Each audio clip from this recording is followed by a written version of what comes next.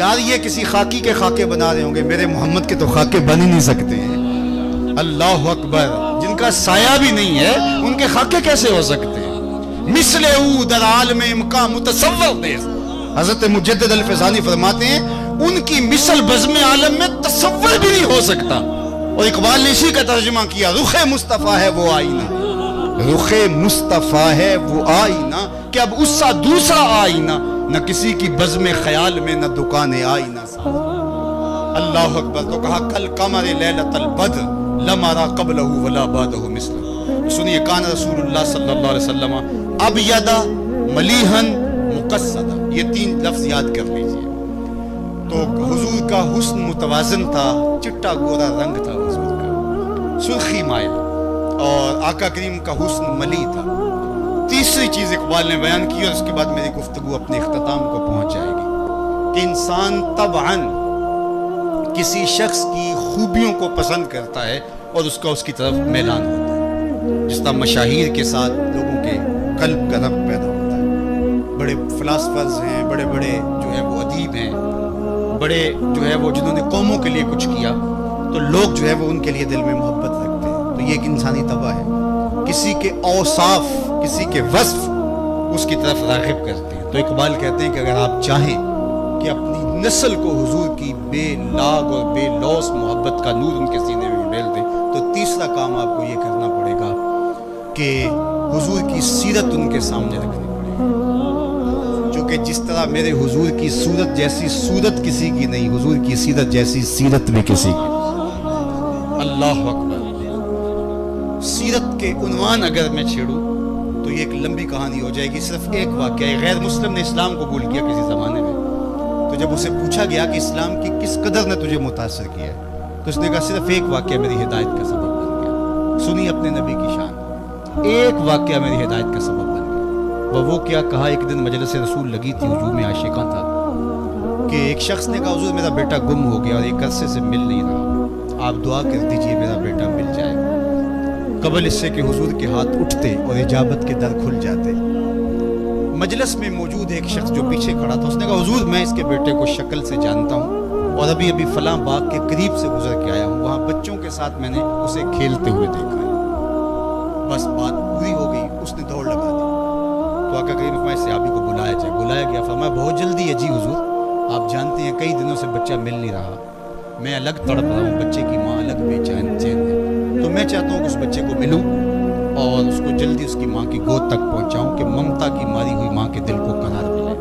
ماں تو پھر ماں ہی ہوتی ہے، اولاد کے لیے اس کے سینے میں جو محبتوں کا ایک جہاں آباد ہوتا ہے، اس کی کوئی مثال ہی نہیں ہے۔ اقبال بیرون ملک تھے جب ان کی ماں انتقال کر گئی، تو انہوں نے وہاں ایک مرثیہ لکھا والدہ مرحومہ کی یاد میں، جو آج بھی کلیات میں موجود ہے۔ تو اس میں نے ایک جملہ لکھا، ذرا غور کیجیے، آہ وطن میں ہوگا اب کس کو میرا انتظار، آہ وطن میں ہوگا اب کس کو میرا انتظار، کون میرا خط نہ آنے سے رہے گا بے قرار، آرزو لے کر تیری خاک مرکت پہ آؤں گا اب دعائے نیم شب میں کس کو میں یاد آؤں۔ ہر ایک کو کہنا ہی پڑتا ہے نا جناب دعاؤں میں یاد رکھیے، مولانا صاحب سے بھی کہنا پڑتا ہے، پیر صاحب سے بھی گزارش کرنی پڑتی ہے، اور باقی لوگوں جناب مجھے دعاؤں میں یاد رکھ، حج پہ جا رہے ہو، عمرے پہ جا رہے ہو، ہمیں دعاؤں میں یاد رکھنا۔ لیکن ماں سے کبھی کہنا پڑا کہ ہمیں دعاؤں میں یاد رکھنا؟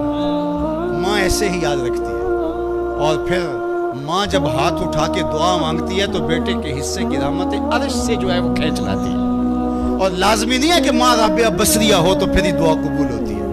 اپلے تھاپتی ہوئی ماں، گارے سے بھرے ہوئے ہاتھ بھی، لیپا پوتی کرتی ہوئی ماں، گارے سے بھرے ہوئے ہاتھ بھی اٹھا دے، اللہ ان ہاتھوں کو بھی خالی نہیں موڑتا۔ ماں کے سینے میں وہ درک اور وہ محبت کا جہاں آباد کر دیا گیا۔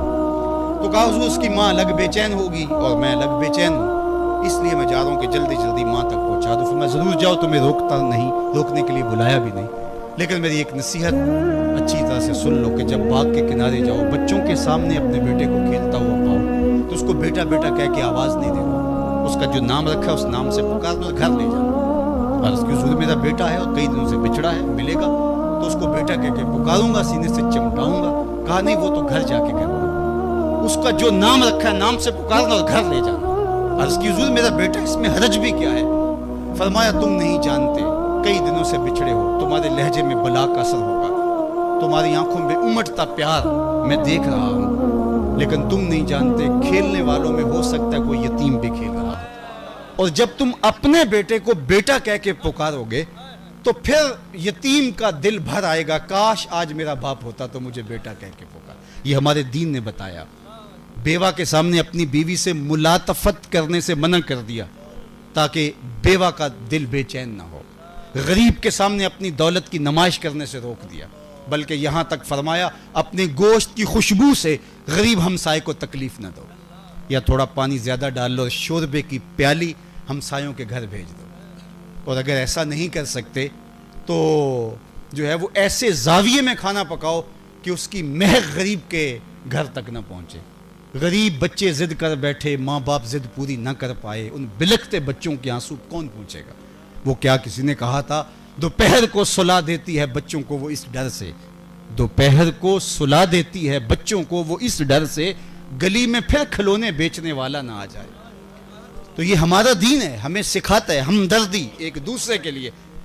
सैयद खुर्शीद गिलानी मरहूम ने लिखा था कि अमीर लोग नमाइश ना छोड़ें, जो है वो आसाइश ना छोड़ें, लेकिन नमाइश छोड़ दें तो गरीबों की जान सौखी हो सकती है।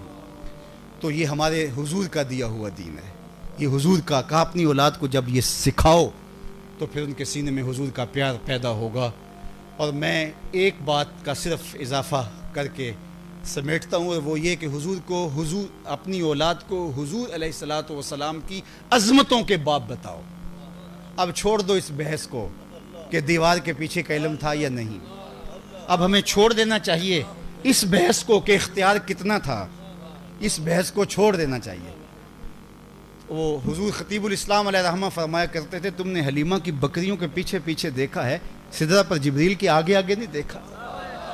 तो ज़रा इस रंग से भी देखने का मिजाज पैदा कर। अगर अपनी औलाद को नबी अलैहिस्सलाम के इख्तियारात के हवाले से बात करने लग जाएंगे तो वो सोचेगी कि आज की जदीद टेक्नोलॉजी ने तो पूरी दुनिया को फतह कर लिया और एटम का कलेजा भी शक कर लिया गया, और नबी को किसी चीज़ का इख्तियार नहीं। अपनी औलाद को बताओ, नहीं नहीं, नबी की शान और इख्तियार का आलम ये, वो उंगली उठाए चांद के दो टुकड़े हो जाएं, सूरज पलट के असर के वक्त पे आ जाए, और सड़ियां खजूरा उगा जान दाए, और पत्थरां नू कलमे पढ़ा जान, कतरे को समंदर जर्रे को सितारा करते हैं, कौनैन को खम आ जाता है जब जुल्फ सवारा करते।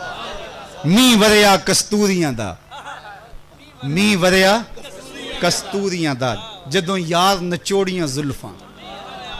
जरा शेर का हुस्न देख लीजिए, मी वरिया कस्तूरियां दा, जदों यार नचोड़ियां जुल्फां, किबला ओदे बनिया साइम जिदे यार ने मोड़ियां जुल्फां।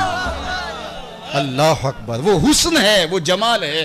तो हुजूर के हुस्न का तज़किरा भी सुनाएं, सीरत भी सुनाएं, तो लाजमी उनके सीने में हुजूर का प्यार पैदा होगा।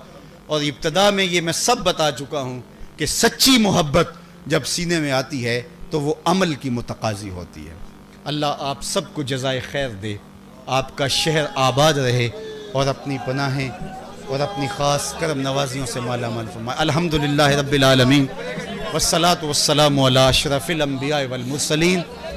ऐ अल्लाह, कारी ज़ुबैद रसूल साहब के उर्स की इस तकरीब में हम जिस शौक़ फरावां के साथ हाज़िर हुए, इसकी बरकतें अल्लाह हमें नसीब फरमा दे, और ख़ास इनायतों का हज़्ज़े वाफर अता कर दे। जितने लोग आए सबको खैर बरकत रहमतें अता कर दे। अल्लाह उन अहलिया को, सजाद अलवी साहब की अहलिया को जन्नत में आला मुकाम नसीब फरमा, कारी साहब के दरजात बुलंद फरमा। जितने लोग आए सबको खैर अता फरमाए। वसल्लल्लाहु तआला अला नबील अमीन।